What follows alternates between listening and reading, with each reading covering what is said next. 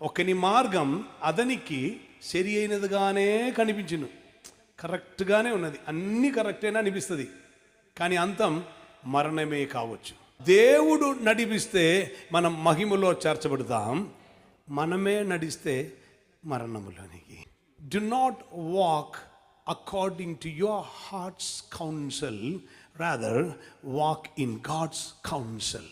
నీ హృదయ ఆలోచన చెప్పున నడవకుండా దైవిక ఆలోచనలో నడవాలి.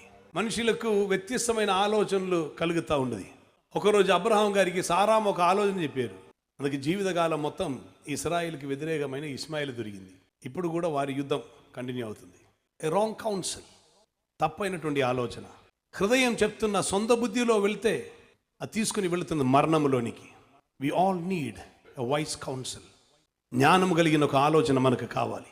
అది సర్వజ్ఞాని అయిన దేవుడు చెప్తున్నారు, ఆయన ఇస్తారని. నేను మోక్షం చేరాలి, నాకు నిత్య జీవం కావాలి, పరలోకం చేరాలి, నీవేం ప్రయాసపడనక్కర్లేదు. బలులైనను నైవేద్యములైనను నేను కోరలేదు. దేవుడు చెప్తాను, నేను నీకు చెవులను నిర్మించాను, నేను చెప్తాను నీ విను.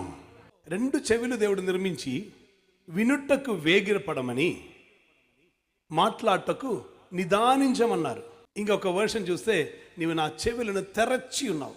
వాక్యం వింటే, వాక్యమును స్వీకరిస్తే దేవుని ఆలోచన స్వీకరిస్తావు.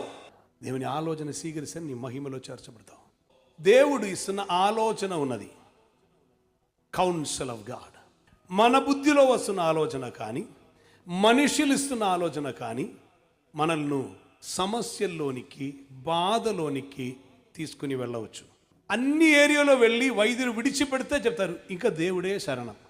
ఫస్ట్ నుండి ఆయనే అనండి శరణం.